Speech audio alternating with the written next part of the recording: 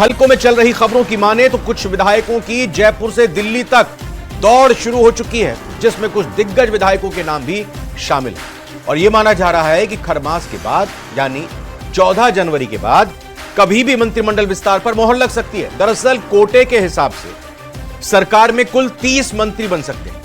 ऐसे में अभी मुख्यमंत्री समेत कुल 24 मंत्री ही हैं, जिसमें से कैबिनेट मंत्री किरोड़ी लाल मीणा ने इस्तीफा दे दिया है। उन्हें अभी तक उनके इस्तीफे को स्वीकार नहीं किया गया। वहीं कई विधायकों को परफॉर्मेंस के आधार पर मंत्री पद मिलने की संभावना है। इसमें युवा और एक्सपीरियंस का मिश्रण देखने को मिल सकता है।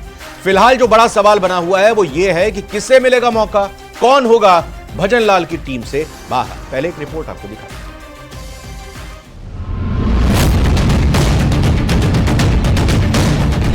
खरमास के बाद मंत्रिमंडल विस्तार, सियासी हलके में तेज हुई सुगबुगाहट, किसको मिलेगा मौका, कौन होगा बाहर। इस भी चुनाव में हमने एक सीमा तय कर दी, इस उम्र के बीच के लोगों को चयनित होना है। तो उसमें तो बहुत सारे जिलाध्यक्ष भी जाएंगे। जिलाध्यक्षों के लिए हमने 45 से 60 साल की नीति बनाई है। जातीय और क्षेत्रीय समीकरण पर होगा जोर। कोई बता सकता है कि किस आधार पर लोगों को सत्ता सौंपी गई थी अभी साल भर पहले, किस आधार पर संगठन में लोगों को बिठाया गया, यह प्रदेश प्रभारी नहीं बता पाएंगे। केवल और केवल जो आपसी खींचतान है वो आज परिलक्षित हो रही है। जनता के काम नहीं हो रहे, जनता की सुनवाई करने वाला कोई नहीं है। साफ छवि वाले विधायकों को मिलेगा मौका। परफॉर्मेंस के आधार पर होगा चेहरे का चयन।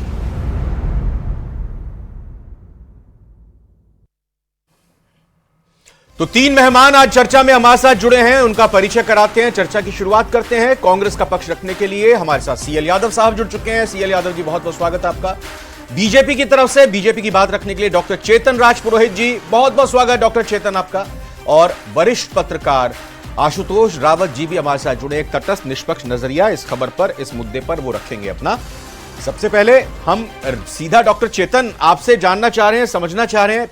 सही बात है, आप यही कहेंगे कि ये तो मुख्यमंत्री का विशेषाधिकार है, लेकिन क्या माना जाए कि खरमास के बाद यानी 14 जनवरी 2025 के बाद और आगामी बजट सत्र से पहले यानी कि 31 जनवरी से पहले नए मंत्री, नई टीम तैयार होने वाली है, शपथ लेने वाली है? देखिए, मल मास के अंदर अच्छे काम, नई चीज की शुरुआत अपने राजस्थान की परंपरा के अनुसार नहीं होता है। वर्तमान में हमारे संगठन के चुनाव चल रहे हैं, आपको पता है। हमने वार्ड अध्यक्षों का काम पूरा कर लिया, मंडल अध्यक्षों का 70-80% काम हमारा पूरा हो गया है पूरे राजस्थान के अंदर। वर्तमान में हम लोग इसमें चल रहे हैं कि जिला अध्यक्षों की हमें घोषणा करनी है, और वो भी जल्दी आप देखेंगे कि राजस्थान के 44 जिलों में भारतीय जनता पार्टी के जिलाध्यक्ष भी आपको दिखेंगे।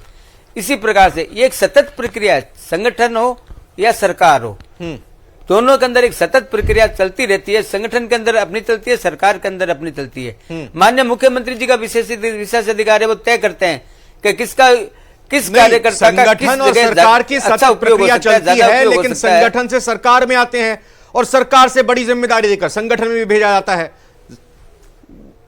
बिल्कुल, यही मैं कहना चाहता हूं कि सरकार से संगठन में भी कार्यकर्ता आता है। हाँ। और संगठन से सरकार में भी कार्यकर्ता जाता है।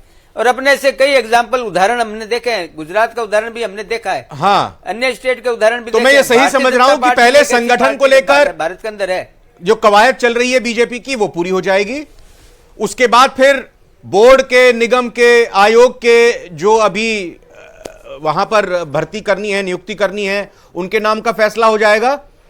और फिर उसके बाद आखिर में किसको और मंत्री बनाया जाए, किसका और जिम्मेदारी दी जाए जो मौजूदा मंत्री हैं, किसकी जिम्मेदारी को थोड़ा कम किया जाए, या किसको संगठन में लगाया जाए, ये फिर तीसरा स्टेप होगा, ये तीसरा कदम होगा। ये मैं सही समझ रहा हूं ना?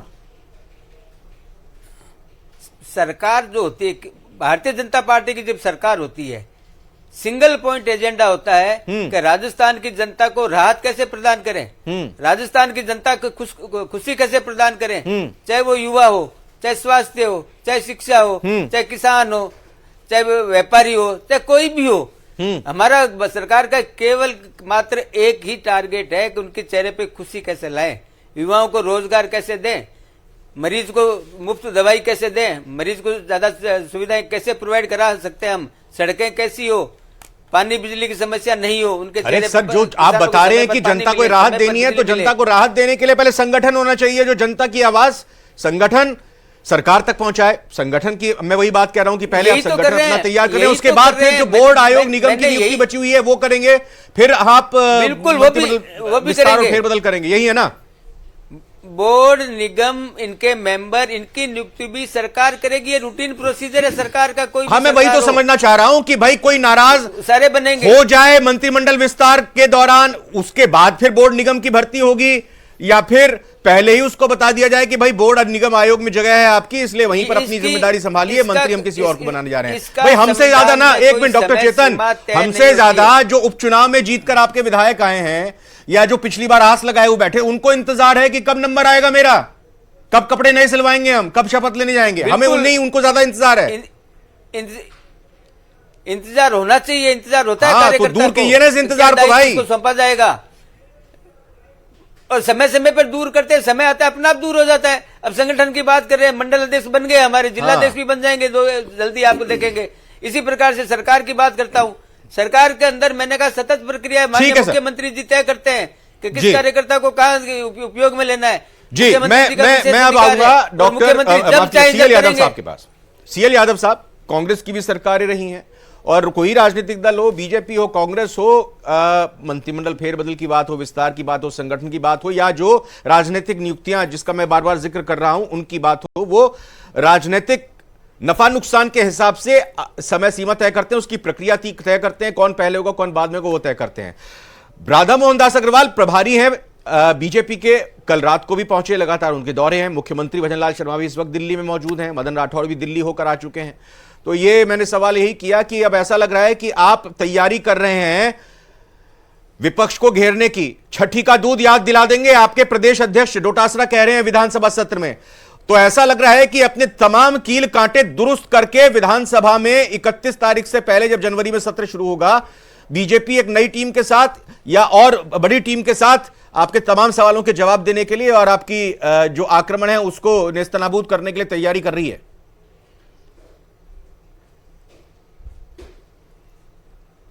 हम तो सरकार को शुभकामनाएं देंगे रविंदर जी कि इनका फेरबदल जो भी हो वो इनका अंदरूनी मामला है, वो सीएम का प्रेरोगेटिव है।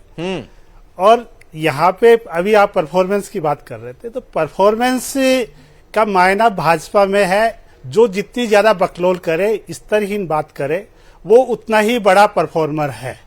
पिछले 1 साल से प्रदेश देख रहा है, इनको प्रदेश की जनता से कोई मतलब नहीं है। भाजपा जब जब आई है प्रदेश का डेवलपमेंट गड्ढे में गया है, और ये सारे एजेंडे 1 साल के अंदर लेकर के आते हैं। जब जब आती है 4 साल तक इस प्रदेश को गुमराह करते हैं, गड्ढे में डालते हैं, और फिर कांग्रेस की सरकार आती है, जनता कहती है कि हमने बहुत गलती कर दी। इस बार भी जनता ने बहुत गलती की, वो फिर सोचती है फिर जब 5 साल हो जाते हैं कांग्रेस की सरकार के, फिर जनता को लगता है कि गलती कर दी। रविंदर जी, और रिवाज बनाए रखते हैं वो। रविंदर जी मैं आपको फैक्ट बता रहा हूँ, ग्राउंड रिपोर्ट बता रहा हूँ। जिस दिन विधानसभा का रिजल्ट आया था 5 बजे इस प्रदेश की जनता अपने आप को ठगा हुआ महसूस कर रही थी। अरे वो निकली उस बात से, 1 साल हो गया, ठीक है, उस निकली उभरी उस बात से। तो 1 साल का बताया नहीं, जनता तो जो है जो नतीजे आए थे, जो नतीजे उपचुनाव के आए थे उसमें ठगा महसूस कर रही थी। क्यों 5 सीटों पर कांग्रेस की जमानत जब्त करवा दी, जनता इसको भी ठगा महसूस कर रही थी। कांग्रेस नहीं ठगा महसूस कर रही थी, जनता ठगा महसूस कर रही थी। अरे साहब रविंदर जी, 1 साल का इनका ब्लैक पेपर क्या है वो तो सुन लो। अब ये बच्चों को दूध नहीं दे पा रहे, बच्चों को पोषण नहीं दे पा रहे, किसानों को एमएसपी नहीं दे पा रहे, ये इलाज प्रदेश की जनता को इलाज नहीं दे पा रहे। एसएमएस हॉस्पिटल जैसे हॉस्पिटल में 8-8 घंटे बिजली गुल हो जाती है, इक्विपमेंट्स उपलब्ध नहीं करवा पा रहे। किस प्रकार इस प्रदेश की जनता के साथ कुटाराघात हो रहा है। एक जीवित आदमी को डीप फ्रीजर में डाल दिया जाता है 24 घंटे के लिए और वो दम तोड़ देता है। ये तो इनका गुड गवर्नेंस है, ये इनका लॉ एंड ऑर्डर है। लॉ एंड ऑर्डर की क्या धज्जियां उड़ रही है। इनका मंत्री देखो वो इस्तीफा लेकर के घूम रहा है। एक मंत्री कहता है देखो शिक्षिकाओं के कपड़े देखो। इतने बदतमीज मंत्री है और फिर आप कह रहे हो कि साहब पुरानी बातें छोड़ो। एक साल ये का क्या इनका बोल रहे हैं ब्लैक आप? पेपर जो है वो नहीं, पूरे ये प्रदेश क्या की बोल रहे जनता हैं? के बदतमीज सामने। मंत्रियों को बदतमीज, थोड़ा मतलब समझ नहीं आई ये क्या शब्द है सर? आप देखिए ना, नहीं, उस कोई और एक शब्द का भी शिक्षा इस्तेमाल कर सकते हैं, मंत्री जो डिक्शनरी में शिक्षा की होगा बात आपके। नहीं करता, वो 1000 स्कूलों की समीक्षा की बात करता है, लेकिन उसको शिक्षा से मतलब नहीं है। चेतन जी कुछ शिक्षकों कहना की चाह रहे हैं, भर्ती से देखिए कोई मतलब नहीं एक है। मिनट, ठीक वो है। क्या कहता है, चेतन जी शिक्षिका है, आपके मंत्री सही ड्रेस में नहीं नहीं काम आती। कर पा रहे हैं सही से, जनता की आप- कोई सुध आप नहीं दे रहा देखिए है। ना, आप कह रहे हैं इनका 50% हमने रिपोर्ट कार्ड काम उठा करके देखिए कर एक दिए साल का। पूरे आज घोषणा सवाल कीजिए पत्र ना के। सरकार से। हम जनता के लिए काम कर रहे हैं, रविंद्र जनता के लिए काम जी, करते हैं, उनकी सोचते हैं। यहाँ तो ये रविंद्र कांग्रेस कह रही है जी, कि कुछ करती नहीं है बीजेपी, जिस जनता ठगा सरकार- महसूस कर रही है अपने आप को। जिस सरकार का रविंद्र जी, जिस सरकार का मुख्यमंत्री अपने डिप्टी सीएम को निकम्मा गद्दार कहे, अरे जो सर, पार्टी अपने विधायकों पर राजद्रोह का मुकदमा दर्ज करे, जिस पार्टी का मंत्री कहता है राजस्थान मर्दों का प्रदेश है, क्या हो गया, बलात्कार हो गया, तो उस पार्टी के किसी भी व्यक्ति को क्या ये कहने का अधिकार है दूसरी पार्टी के बारे में कि ये बदतमीज है या दूसरी गलत बात करने का अधिकार है? याद करिए आप उन दिनों को राजस्थान में जब इनकी सरकार होती थी, किस प्रकार से लाठी तंत्र के द्वारा इन्होंने धरती के डॉक्टर को नहीं छोड़ा, इन्होंने वीरंगनाओं को नहीं छोड़ा, इन्होंने युवाओं को नहीं छोड़ा, इन्होंने किसानों को नहीं छोड़ा। ऐसा कोई वर्ग तो नहीं था जिसके ऊपर इन्होंने लाठी सीएल यादव नहीं, साहब अपने उस सरकार लाठी का वक्त जवाब भूल गए दिया क्या? राजस्थान की जनता ने विधानसभा के अंदर। एक सेकंड रविंद्र जी, उस हाँ, लाठी एक का का ब्लैक जवाब पेपर दिया राजस्थान की जनता ने दिखाएंगे आप विधानसभा कैमरे में, में, जूम करके। और 7 उपचुनाव में तो कड़ी थप्पड़ मारी इनके चेहरे के ऊपर। दिख रहा है कैमरे में, दिख रहा है क्या? लिखा क्या है बताइए, क्या है रहने वाली बताइए। पार्टी है कांग्रेस पार्टी। तमाचा देखो, मारा इनके ऊपर, प्रदेश के 20 इनके विश्वविद्यालयों में गाल पे 4000 पद तमाचा खाली। मारने का काम राजस्थान की शिक्षा- जनता ने हायर किया है। एजुकेशन मंत्री कहाँ इनके नदारद है। कहने की और कथनी में जो अंतर था वो राजस्थान की जनता ने पोसार के उपचुनाव में कारनामे जवाब दिया है। इनके, पोसार का घोटाला, बच्चों को दूध नहीं दे पा रहे, पोसार क्वालिटी का नहीं दे पा रहे, ये इनके कारनामे है। आप कितनी चीजें देखें, ये माल न्यूट्रिशन, बच्चों में माल न्यूट्रिशन 6% से बढ़ करके 37% हो गया। ये इनका 1 साल का रिपोर्ट कार्ड रविंद्र जी, है। मैं एक बात कहना चाहता हूँ, ये देखिए, मैं बहुत सारी चीजें, सरकार के काले हमने कारनामे चिरंजीवी कांग्रेस योजना के लेके राज आए, में 25 लाख 5 का साल फ्री तक जो इंश्योरेंस चले दिया, थे, फ्री मेडिकल, उसी के लिए तो हेल्थ जनता ने इंश्योरेंस इनके दिया। गाल पे और थप्पड़ इन्होंने- सीएल यादव मारा साहब, है। मैं एक चीज जानना चाह रहा हूं भाई, जनता ने सीएल यादव साहब इस चीज का जवाब जनता दोगे ने ना? बेचने पड़ भाई रहे हैं बीजेपी का मकान। कहना है कि हम जनता ने संगठन अपना नया तैयार कर रहे हैं और साथ ही साथ उसी लिहाज से आगे जो कुछ भी करना होगा वो करेंगे, और जो सुखबुगाहट है मंत्रिमंडल विस्तार की, और नई टीम आएगी और बड़ी टीम आएगी, वो और काम करेगी बेहतर पूर्व से। सांसद कहता है, भारतीय सरकार जनता कहती है कि हम पार्टी जिले रद्द सरकार करेंगे, ने और इन्हीं का पूर्व सांसद युवाओं कहता है को कि साहब नौकरी देने का जो जालौर काम में कर रही सांसद है, क्यों एक एक जरूरी है? करके साहब, एक एक करके, एक एक करके। भारतीय जनता पार्टी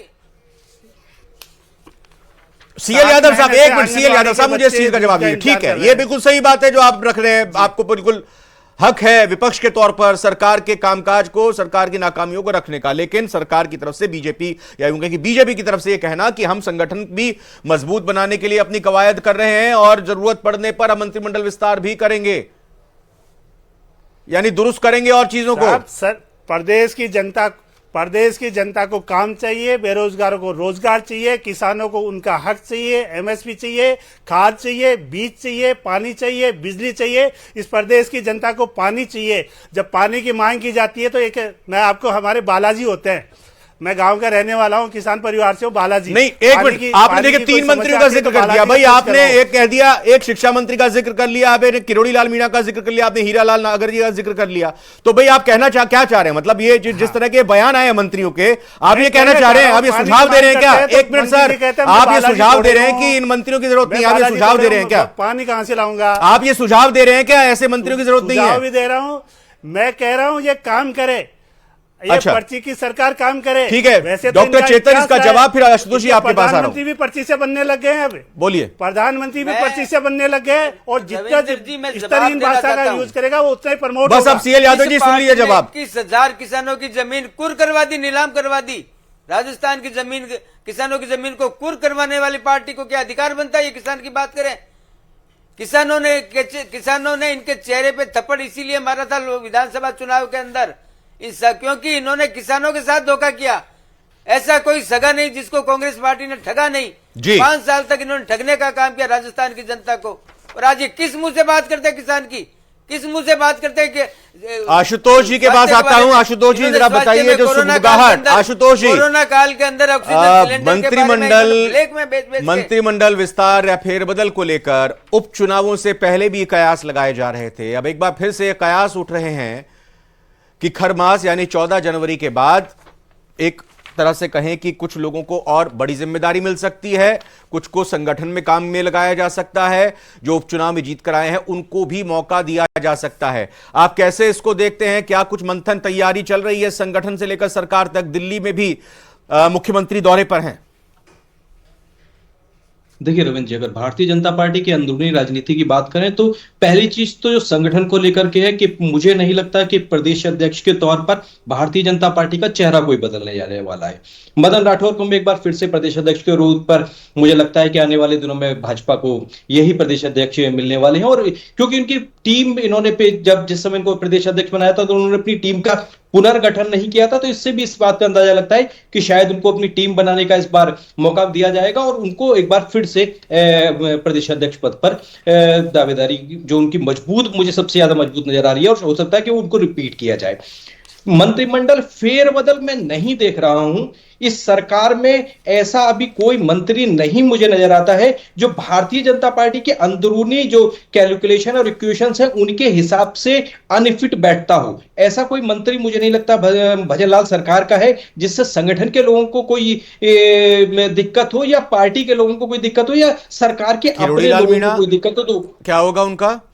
और एक चीज और सर इसमें सवाल में जोड़ देता हूं, 2 दिन पहले आपको याद होगा किरोड़ीलाल मीणा मदन दिलावर से मिलने के लिए गए थे, अंदर उन्होंने बातचीत की थी और जब पूछा गया मदन दिलावर से क्या बात हुई तो उन्होंने कहा हर बात बतानी जरूरी नहीं होती है। और याद कर लीजिए जरा उनका बयान, राधा मोहन दास अग्रवाल का बयान, पुराने पत्ते और पेड़ टूटते हैं नए आते हैं, और ये दोनों की मुलाकात, और किरोड़ीलाल मीणा इस्तीफा दे चुके हैं। आप कह रहे फेरबदल संभव मेरे को नहीं लगता है। मैं भारतीय जनता पार्टी की राजनीति को जितना समझता हूं रविंद्र जी, मुझे उसमें फेरबदल की कोई गुंजाइश नहीं दिखती है। हालांकि मैं कुछ नए चेहरों का समायोजन निश्चित तौर पर देख रहा हूं कि भारतीय जनता पार्टी की इस कैबिनेट में भी 6 का स्थान है। इस 6 में निश्चित तौर पर जातीय संतुलन और क्षेत्रीय संतुलन को एक बार फिर से और मजबूत करने की रणनीति के हिसाब से कुछ नए चेहरों को समायोजित किया जा सकता है। हालांकि बजट सत्र से पहले मुझे उसकी संभावना भी बहुत कम नजर आती है। बजट सत्र के बाद में भारतीय जनता पार्टी की भजन लाल सरकार के जो बाकी बचे हुए 6 पद हैं शायद उन पर मतलब आपको लग रहा है पूरी के पूरे 6 के 6 पद फुल कर देंगे, एक आधी भी गुंजाइश नहीं छोड़ेंगे। अब ये देखिए ये एक मुख्यमंत्री का और संगठन और किरोड़ीलाल मीणा जी का नहीं बता पा, मतलब क्या लग रहा है किरोड़ीलाल मीणा जी अब की जो भी सक्रियता नजर आ रही है, अब वो ये तो कह नहीं सकते कि भाई मैं अपना इस्तीफा वापस लेता हूं। इस्तीफा उनका स्वीकार किया नहीं गया है। क्या आप देखते हैं किरोड़ीलाल मीणा जी का बतौर मंत्री भविष्य? देखिए मुझे लगता है कि किरोड़ीलाल मीणा जी एक अनुभवी राजनेता हैं और वो भी शायद पार्टी के खिलाफ जाने का एक बार उन्होंने फैसला पहले कर चुके हैं वो पूर्व में, तो ऐसे में इस बार वो ऐसा शायद रिस्क नहीं लेंगे। और मुझे लगता है कि पार्टी भी शायद किरोड़ीलाल मीणा जी को अगर बाहर करना चाहती तो उनके पास में लगभग 5-6 महीने से उनका इस्तीफा पड़ा हुआ है, तो शायद पार्टी को भी अगर यह निर्णय लेना होता। डॉक्टर चेतन राजपुरोहित जरा बताइए, किरोड़ीलाल मीणा जी इस्तीफा दे चुके हैं, स्वीकार नहीं हुआ, मतलब हम ये मान के चलें कि वो गई बात होगी, पुरानी बात हो गई है, उनका ना तो इस्तीफा स्वीकार होगा और वो मंत्री बने रहेंगे, हम ये माने? किरोड़ीलाल जी मीणा हमारे बहुत ही वरिष्ठ विधायक, वरिष्ठ सांसद और वरिष्ठ नेता है। विधायक बड़ी तपस्या, बड़ी मेहनत करते हैं, विधायक है विधायक। लेकिन किरोड़ीलाल जी मीणा ने जो रिजाइन किया था उपचुनाव के लिए, उन्होंने कहा था, कोई बात उनकी हुई थी, उन्होंने अपना रिजाइन किया, उन्होंने अपनी बात पे कायम रहते हुए रिजाइन किया था। लेकिन ये सरकार तय करेगी, माननीय मुख्यमंत्री जी तय करेंगे कि उनका इस्तीफा का स्वीकार करना है या नहीं करना है, ये मुख्यमंत्री जी तय करेंगे। नहीं 3 महीने हो गए ना, इसलिए पूछ रहे हैं। 3 महीने हो गए ना, इसलिए पूछ रहे हैं। तो आप, इसलिए मैं बता रहा हूँ, स्वीकार हुआ नहीं है, तब ये प्रश्न कहाँ है? अभी स्वीकार होने के बाद में आप प्रश्न तो हम प्रश्न यही तो कर रहे हैं ना कि हम ये मान लें कि अब वो जो है मतलब ठंडे बस्ते में गया, वो दोबारा फिर इस्तीफा नहीं भेजेंगे या नहीं, अब उनका इस्तीफा स्वीकार होगा, मतलब वो मंत्री बने हुए हैं, ठीक है, वो बीती बात हो गई। माननीय मुख्यमंत्री जी तय करेंगे इस्तीफा स्वीकार करना या नहीं करना। अच्छा, एक जो और समय वरिष्ठ निकला विधायक है, हैं गोविंद लाल आपके, जी मीणा पूर्व हमारे मुख्यमंत्री संबंध में वसुंधरा आज राजे, की डेट में मंत्री है। उनकी टीम के, उनकी सरकार के वक्त में भी बड़े अच्छे पोर्टफोलियो के मंत्री थे, बेहतर काम कहा जाता था, उन्होंने किया है, वो भी इस बार विधायक है। जिम्मेदारी मिल रही है क्या उनको कहीं पर भी संगठन में? मैं यही तो कह रहा हूं, हर कार्यकर्ता भारतीय जनता पार्टी का विधायक हो चाहे सांसद हो चाहे कार्यकर्ता हो, समय समय पर पार्टी और सरकार उसको उचित दायित्व देती है और उसी हिसाब से वो अपने आदेश के, पार्टी का आदेश को, सरकार के आदेश को मान के कार्यकर्ता काम करता है। भारतीय जनता वो पार्टी है जिसका कार्यकर्ता कभी मांग नहीं करता कि मेरे को ये बनाया जाए। पार्टी कहती है नहीं, आपको ये काम करना पड़ेगा, संगठन में करना पड़ेगा, सरकार में करना कांग्रेस पड़ेगा। में मांग, और भारतीय कांग्रेस में जनता मांग पार्टी की का जाती है कि आपको लग रहा है कार्यकर्ता लड़ाइयां होती है, लड़ाई होती है। आप तो मांग करने की बात कर रहे हैं। जिस पार्टी के अंदर विधायकों के ऊपर देशद्रोह का मुकदमा किस लिए दर्ज किया गया था, किस प्रकार से शांति धारीवाल जी के घर पर पैरेलल विधायक दल की बैठक हुई थी, 25 सितंबर की घटना भूल गए रविंद्र जी आप? जिस पार्टी का मुख्यमंत्री ये पैरेलल मीटिंग करवाता है अपनी पार्टी के खिलाफ, यही खड़गे जी थे जो जयपुर आए थे, यही अजय माकन जी तो इंतजार करते रहे बैठे बैठे, इनके विधायकों गए नहीं। धारीवाल जी जी बिल्कुल। सीएल यादव साहब, कुर्सी का प्रेम था, कांग्रेस अपने घर की देखे, बीजेपी में कोई जिम्मेदारी मांगी नहीं जाती है, उसके काम के आधार पर दी जाती है और फिर नाराजगी भी नहीं होती, कोई अनुशासन भी भंग नहीं करता है, आपकी तरह जो है लूट खसोट नहीं होती है। रविंदर जी, सरकार में बैठे भाजपा जिम्मेदारी ले, एसआई भर्ती रद्द करने का बहुत बड़ा इन्होंने ढोल पीटे थे और आज क्या हो रहा है, और आज फ्रस्ट्रेशन निकाला जा रहा है इस प्रदेश की जनता पे। 9 जिले और 3 संभाग रद्द करके इनका यूडीएच मंत्री कहता है कि साहब ये बदला लेंगे हम आपने 3 जिलों में हराया ना, चूरू, झुंझुनू, सीकर में, उसका बदला लेंगे। और उसका बदला इन्होंने लिया सीकर को संभाग को खत्म करके और नीमका थाना डिस्ट्रिक्ट को खत्म करके। ये इनका फ्रस्ट्रेशन है। 11 सीटें हारते ही ये बौखला गए और इन्होंने तो चुनाव जीते हम। अरे साहब, झुंझुनु में एमपी में हारे हो, चूरू में एमपी में हारे हो, सीकर में एमपी में हारे हो, और इसका फ्रस्ट्रेशन ये 11 अगस्त 2023 24 का स्टेटमेंट है, रिकॉर्ड में तो 11 अगस्त 2024 का स्टेटमेंट है इनके यूडीएच मंत्री का। 3 जिलों की उनकी बौखलाहट को दिखाता है और उसी के कारण से नीमका थाना को इन्होंने जो खत्म किया, सीकर संभाग को खत्म किया। ये कहते हैं कि हम सुशासन लेके आए, गरीबों को इलाज दे रहे हैं, इस प्रदेश की जनता को इलाज दे रहे हैं, ये इनके एसएमएस के हाल है। ये कहते हैं एसआई भर्ती कोरोना काल में जो पार्टी खबरें चल रही है, सरकार चला रही थी 3 महीने अभी तक, सूत्रों के हवाले से खबरें चल रही है कि सीएम और सीएमआर में छोड़ दिया, सीएमआर में शीत युद्ध चल रहा है, सीएम और सीएमआर में एसआई भर्ती को लेकर के शीत युद्ध चल रहा है। ये इनका असली खोटा है, चाल चरित्र चेहरा भाजपा का। ये इस प्रदेश को गड्ढे में डालने का काम करते हैं। जब सरकार में रहे, चाहे 3 से 8 हो, 13 से 18 हो और 23 से 28 में भी गड्ढे में डालने का काम कर रहे हैं, बेरोजगारों को ठगने का काम कर रहे हैं। रावत जी, आपसे पूछना चाहूंगा, मैं बीजेपी से पहले ही पूछा था सवाल, लेकिन आप राजनीतिक नजरिए से जरा बताइए कि अभी 3 चीजें महत्वपूर्ण होनी है बीजेपी के अंदर। एक संगठन, गरीब के बच्चों को दूध, एक जो राजनीतिक नीतियां, चाहे मतलब बोर्ड की, निगम की या आयोग की बात हो, और तीसरी जो है चर्चा इस बात की भी कि मंत्रिमंडल विस्तार होना है। क्या प्रोसेस रह सकता है? क्या लग रहा है आपको कि मंत्रिमंडल विस्तार करने के बाद फिर जो नाराजगी होगी फिर उसको बोर्ड और निगम में शिफ्ट कर दिया जाएगा? पहले ही सारी चीजें दुरुस्त करके, पक्का काम करके, जिसको जो जिम्मेदारी संगठन में देनी है, जिसको जिम्मेदारी यहां पर बोर्ड निगम में देनी है, और उसके बाद फिर मंत्री जिनको बनाना है उनको वो जिम्मेदारी दे दी जाए, ताकि किसी तरह की नाराजगी ना हो, किसी तरह का विद्रोह ना हो। क्या लग रहा है आपको? देखिए रविंद्र जी, मुझे लगता है कि भारतीय जनता पार्टी संगठनात्मक चुनाव सबसे पहली चीज है, तो संगठन की घोषणा शायद सबसे पहले की जाएगी। उसके बाद में दूसरे नंबर पर मुझे लगता है कि शायद मंत्रिमंडल विस्तार एक अलग मैं नजरिए से देख पा रहा हूं, लेकिन जो संगठन के बचे हुए लोग होंगे उनको शायद बोर्ड और जो तमाम आयोग हैं उनके अध्यक्ष और चेयरमैन के नाते उनके आक्रोश को शांत किया जा सकता है। और यह तमाम राजनीतिक नियुक्तियां पार्टी के कार्यकर्ताओं को मनोबल को बढ़ाने के लिए किसी भी राजनीतिक दल द्वारा की जाती है। तो निश्चित तौर पर इन आयोग और इन तमाम जो बोर्ड हैं उनके अध्यक्षों की घोषणा संगठन के चुनाव होने के बाद में मैं देख पा रहा हूं। हालांकि जो मंत्रिमंडल विस्तार है उसमें जातीय और क्षेत्रीय संतुलन या खास तौर पर कहें कि झुंझुनू से जो राजेंद्र बाबू चुनाव जीते हैं या खीवसर से जो रेवंत राम डागा ने जो कमाल किया है, शायद मुझे लगता है कि इन 2 नए चेहरों को भाजपा एक बार अपने मंत्रिमंडल में मौका दे सकती है। रविंद्र जी। डॉक्टर चेतन, आखिर में आपसे जानना समझना चाहूंगा, कब तक हो रहा है फिर ये?